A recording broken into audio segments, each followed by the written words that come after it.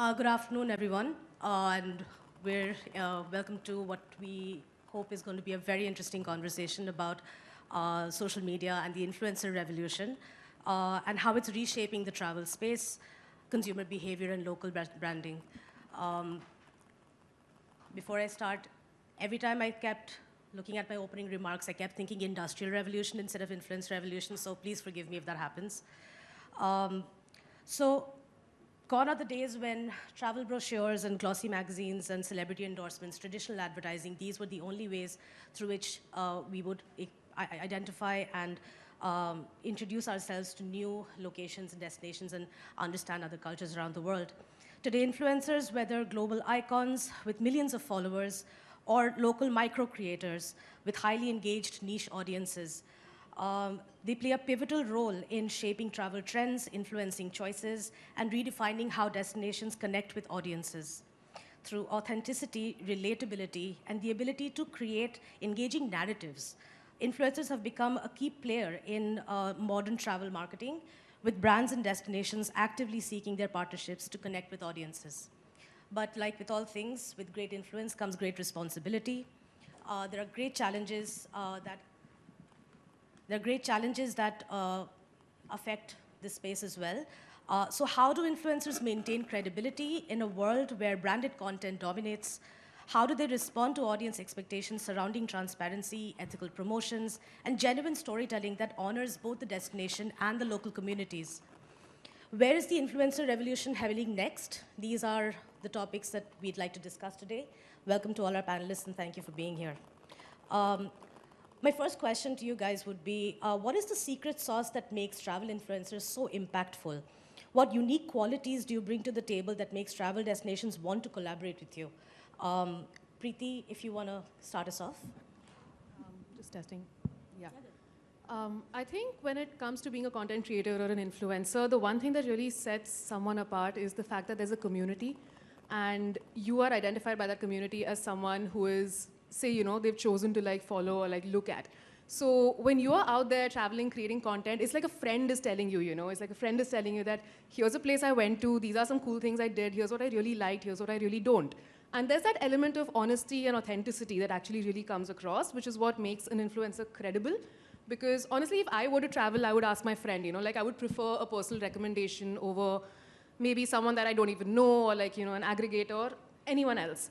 So I feel like that credibility is actually what sets a content creator or an influencer apart, even when it comes to working with, say, a tourism board or a brand, like especially if there's a match between what the creator does and what the destination has to offer. I think that's like the perfect fit. And then when that is communicated to the audience in the way that, say, all of us do best in our own way, that's what is the secret sauce, in my opinion. Archana, do you want to add to that? Sure.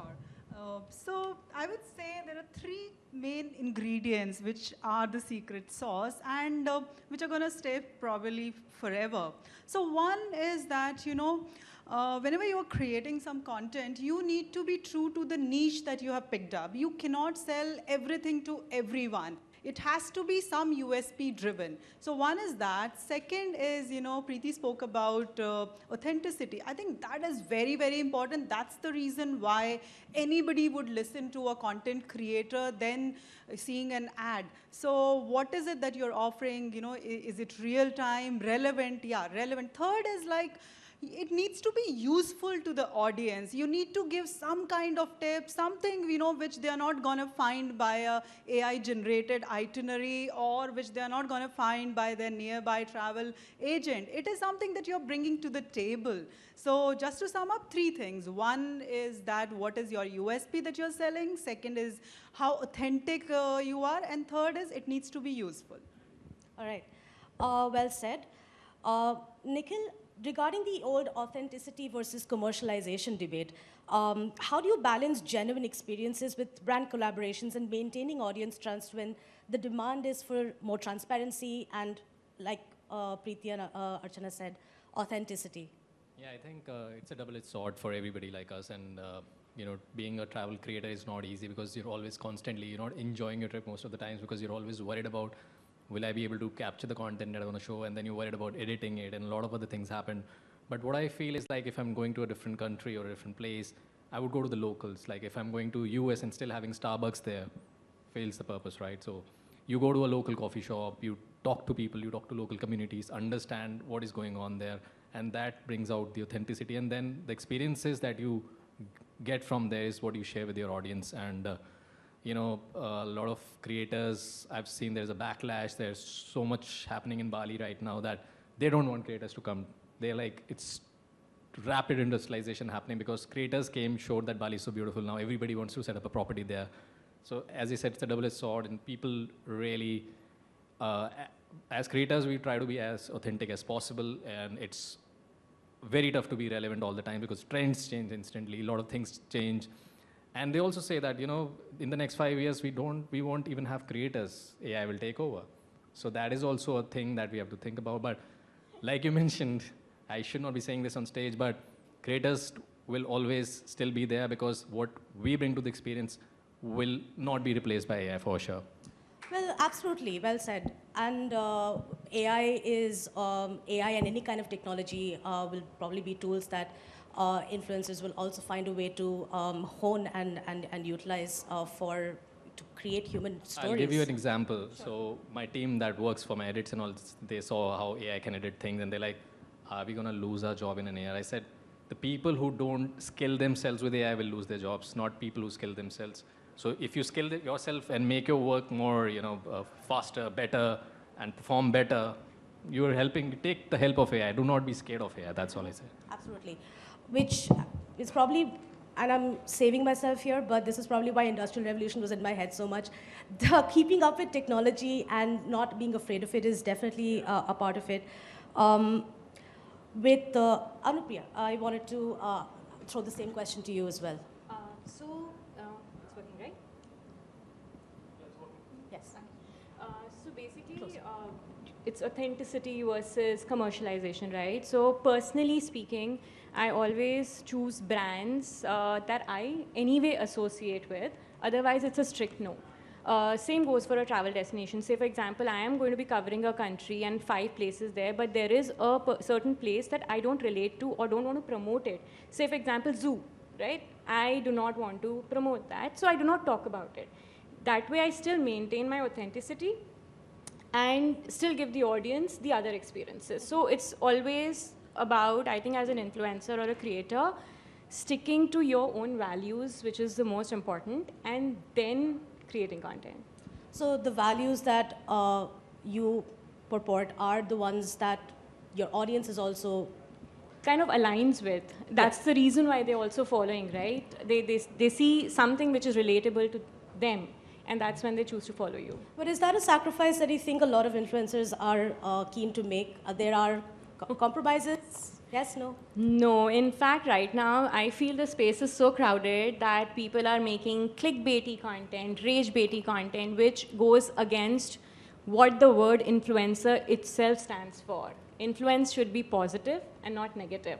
So it's something we all kind of struggle with, in fact, because there's a huge number of creators which are coming up who are just making content which goes viral, which is not even probably good for a certain place. For example, Nikhil mentioned Bali, right? You just make something, again, like multiple creators will go to the same place, create the same content because it goes viral. Might not be good for the environment. Right. So how would you, and in all of your minds, what's the balance here? How do you counteract the negative impact of a hidden gem becoming a viral destination? Where does the influencer responsibility lie? And short-term booms in certain places. These are we enter their lives, we take Instagrammable pictures, we leave, and then in a couple of months, a new destination is now the 8th place. So these are ever-evolving challenges, but what are your thoughts on this? How do, in your minds, can this be counteracted? Archana? So, okay, so what I usually do, see, I am big time into sustainability. So anything that I do, I always see it, is it sustainable? And that's how I usually, whenever I plan my travels, they are planned accordingly. I'll give you an example. For example, like everybody wants to go and see cherry blossom in Japan. So when I am going there, I would pick up a season firstly, which is the shoulder season, which is not the peak season, because I don't want to pay money, extra money. Secondly, the people who are already doing that, they're already making big money. It's the people who live in the rural areas. It's the communities, you know, which actually need tourism. So that's why I would spread myself. Either I would go to Hokkaido, which is top north, or I will go to Okinawa, and then go in seasons like autumn, like go in winters, and then showcase those pictures and experiences which people would have not seen it. And that actually motivates other people to go around that time. So for me, it's about not choosing what is viral right now, but what needs our support. How you can help those destinations, even in India also. Like I would try and not do the popular bit and do which can help the communities in a way, and make the content which is relatable for the younger audience, for the generation who is looking at reels and shorts, but also has some information that can be useful both for the travelers as well as the people who are working in the tourism industry. Right. Preethi, do you want to add to something? Yeah, I mean, completely agree with all of that. And just to like add to it, I think there's also this element of personal responsibility that everyone needs to take, and even we as creators usually try to do. Because of course, we're all trying to go viral, we're all trying to grow, and in a market as saturated, like Anupriya said, it's honestly a challenge to really find your niche and like set yourself apart. But I feel like instead of just focusing on like, what an individual wants to do, it's also about how you want to be welcomed, right? Like how the people over there want you to come. Because ultimately, it's like you're visiting someone else's house. And how would we feel if someone just entered our house, trashed it and left? Like not great, right? Like that's not fun. So I feel like that level of personal responsibility is also really important. And also like when you kind of follow the right people and like you find the right kind of, agencies doing this kind of work, that's also the right way to maybe travel, and also to kind of, again, it just comes down to personal responsibility in my head at least, so that, you're being mindful of how you're traveling and the impact you're having, and also, able to contribute to like a local economy and kind of build that as well, because ultimately travel is a huge boost for the economy. So it's about finding that balance and just kind of walking that line really well. So yeah. Add one thing to that. Sorry, Nikhil, I'm just hijacking it over here. So, I think with personal responsibility, it's also to see whether people are doing greenwashing or not, because a lot of people are doing in the name of sustainability. They might not be sustainable, but they'll project just because it's a buzzword. So, understanding and seeing it from the right lens, before making your decision is very important. Thanks. I think I'll ask the audience who's a creator. Anybody who's a smartphone and internet connection is a creator nowadays. So you just shoot and post it and you become a creator, right? So it's a thin line, and you decide what you're posting, and as everybody's mentioned, practice what you preach. So it's up to you. I mean, a lot of people would do anything just for money, and they say, okay, this is a great place, you should visit. And then when you reach there, you see, okay, there's not even like example would be Turkey. You go for hot air balloon, and then you see there's like a queue of 6 hours to get to that place where the whole thing is visible. So a lot of people won't tell you. So there was a trend also that this is what you see and this is what you get. So all of that comes into action where you somehow have to be honest to yourself, because your audience is following you, and after 3-4 times they'll realize whatever he says doesn't come out to be real. When you reach there, the destination was not the same, or he said the food was nice, and I come from a background where I was a long form journalist. It's very important to stay relevant. So when I used to write 15,000-20,000 words, back in the days, YouTube came in and they said, I'm giving away my age and experience with this. So they said that, this could have been a 6-7 minutes video. So I transformed to YouTube. A few years later, they said this could have been a 1-minute video. So I transformed to that. Now they say it could have been a 15 seconds reel or story. So, you have to be relevant. You have to get those tools and still at the same time be authentic to yourself, what you're doing. And it has been a long journey and it's going well, but you never know next what's going to be the next trend or next platform. Would it be just virtual reality or augmented reality? So a lot of content that I'm capturing nowadays is through my sunglasses, because POV shots, people experiencing that, enjoying that. So again, it's about being true to yourself and connecting to the audience, and you can fake once or twice, but later on you'll be caught. So be very honest with what you're putting. Yeah, just to kind of take on a certain point you made, technology is, of course, always going to be increasing, and our focus seems to be on developing technologies that are faster, better, smaller, all of that.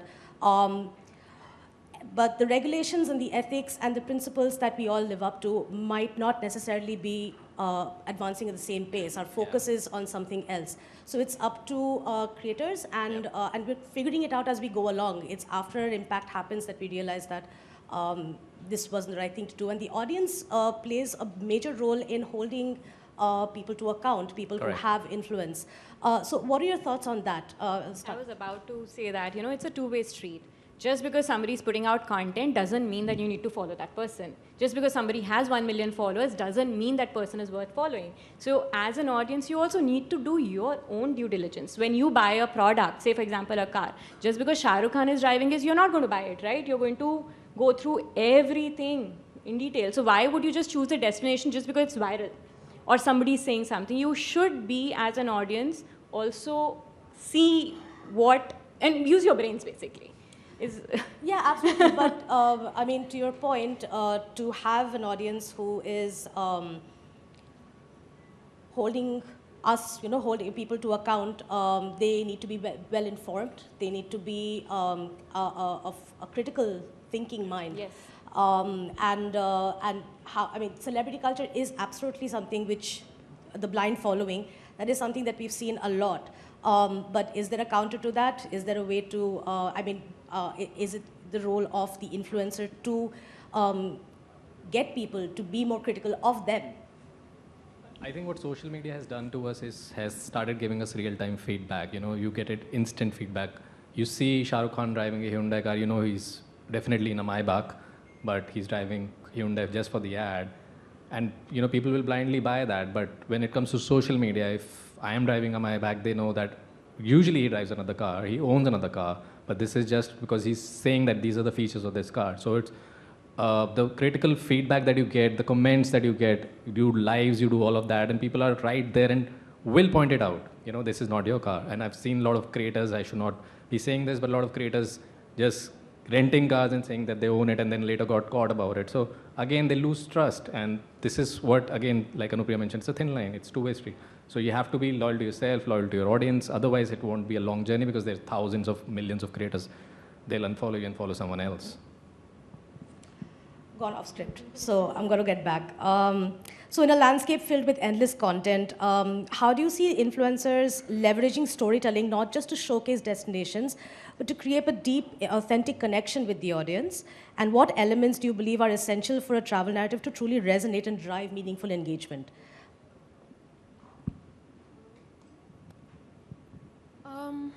Again, I feel like there are two sides to this because you've already spoken about what people are doing for virality, and then there are hooks that are maybe misleading, and all of that forms part of storytelling as well because, of course, everybody kind of wants to get out there.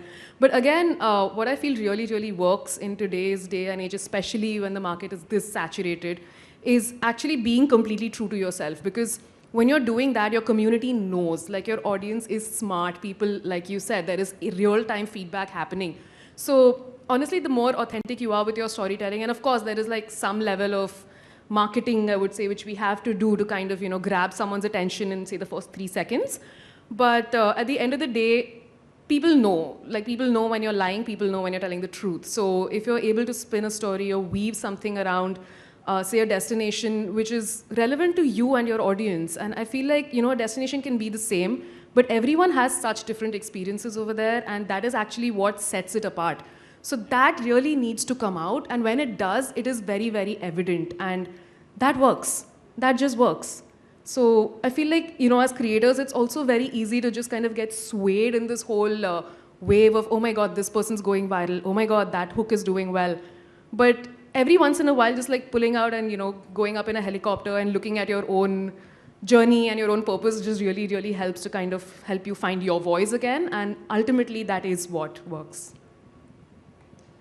Do you think and I'm guessing we kind of understand the difference that I mean when I say influencer versus celebrity. I mean, they're all very well known, but do you think celebrities are maybe held to a different standard of authenticity and expectation than influencers? Can I take this? Yes, please. I think 100%. Celebrities can be doing anything. Anything They under can the get away sun. with that, yeah. People will still go and like their post. People will still go and share their post. People will still comment. We do anything which is a little bit of out of turn. People will be like, cancel. Yeah, but why do you think that is? Is it because you're relatable and they're somehow in the pantheon and the stratosphere? There's a halo around celebrities, so that's the reason, because they're treated as God in our country. Anybody who's really, really popular will be treated as God, and so you don't question God, right? You'll No, but then it's like, say for example, I'm so sorry to cut you. Say for example, some celebrity who's really into fitness, okay, can still sell Coke or aerated drink, right? Nobody's going to question it. People are going to still applaud, wow, what an ad, what you're looking so awesome. Dare anybody in the influencer or content creator world who's a fitness creator does this? You can't. Yeah. Well, I'm sure the onus on people of different fame and popularity is it's quite a fine edge that they all have to work. They all have to walk. Sorry. Coming just about to the end and hoping to get lunch soon. Let's say, how do you envision the role of travel influencers evolving over the next 5 years with new technologies and consumer behaviors? And what innovative approaches should travel influencers need to adopt to stay relevant? Not something that we've been doing so far, but Archana. So, technologies and trends will keep coming and going, right? So, but what is going to stay forever is the authentic storytelling. Like earlier we used to have televisions, magazines and all that, but now it's the social media. So, if you know what you are trying to tell and it is useful for the consumers, useful for the travelers, they're going to consume it. But at the same time, using technology, like for example, searching, what are the people looking for before you create a content? Do that kind of a research and then frame your content and deliver it in a manner which is useful. Also, keeping in mind not just what the consumer is looking for, but what a destination requires, right? It's not just the money, but what does it require? How can you solve some problems? Keeping that also in mind will help, and you can play a game for the long run. And then, there are so many people who are in smaller towns and all that. Sometimes guiding them can also help, because this is a big industry and it's going to grow further. So the more people become aware of the issues, the more they start talking about, that's how the bigger issues can be solved through this. It's not just content creation. We have a far bigger role to play here.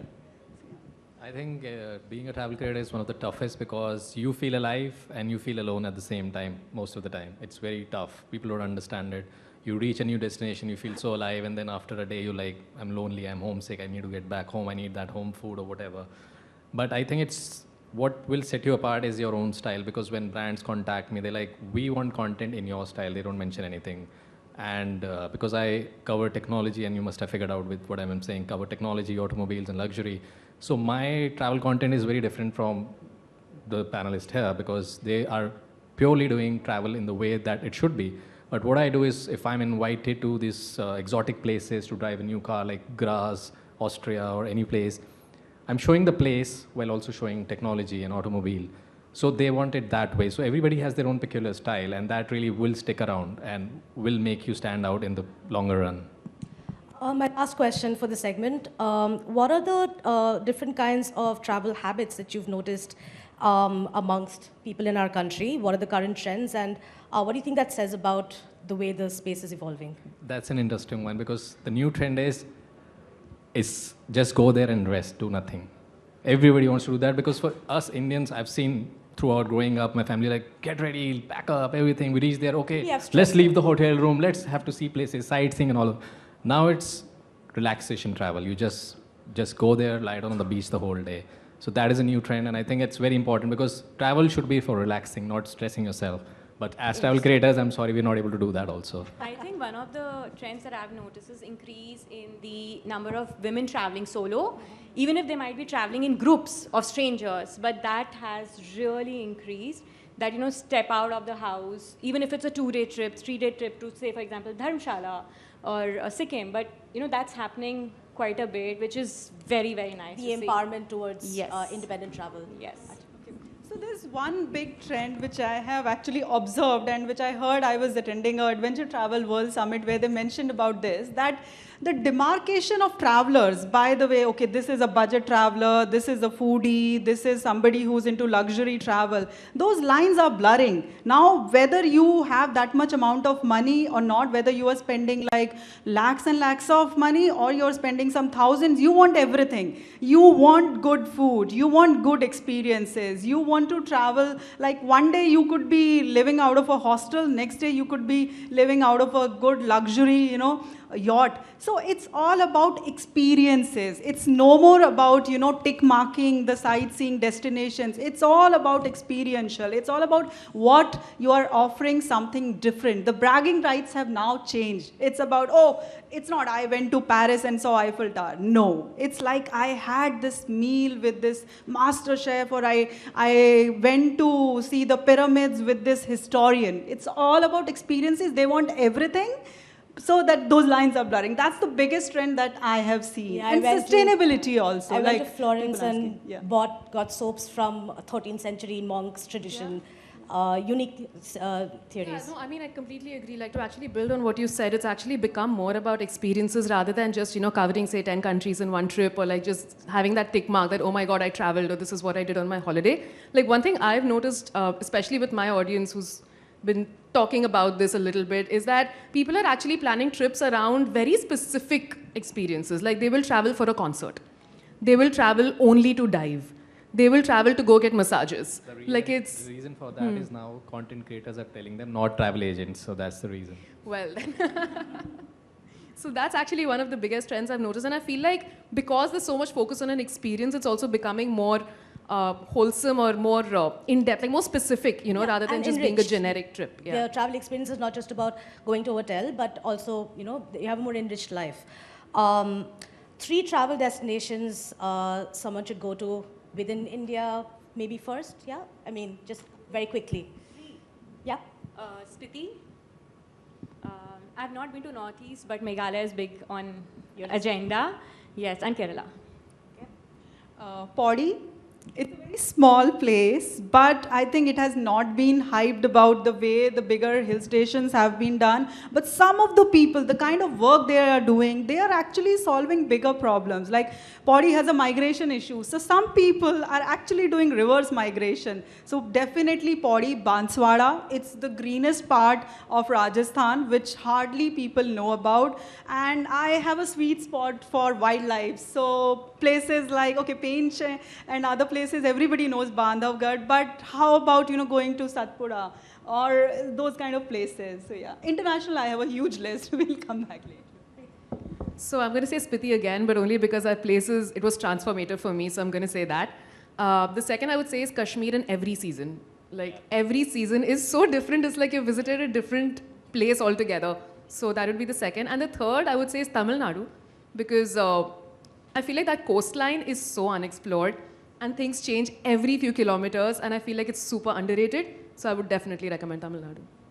I'm sure the trend is also to experience untapped places, and for me, of course, Kashmir is one of them. It's still untapped. A lot of people just go just to Gulmarg and just Sonmarg and just see the snow and come back. They don't see the autumn, they don't see the fall. The other places I would recommend is people should definitely not just look at Nordic countries or European countries. Go to Eastern Europe, go to Bosnia. All of these places are very cheap. They are like great, friendly people. And Eastern Africa, it's beautiful. People don't go there. People are like South Africa and all that. These are expensive places to go because they're untapped yet. But these are places that give you an experience of you'll never be able to take it again. Yep. That's at the end of our session. Thank you so much. Thank you. We can always update our bucket list based on what you've said today. Thank you follow again us. to everybody.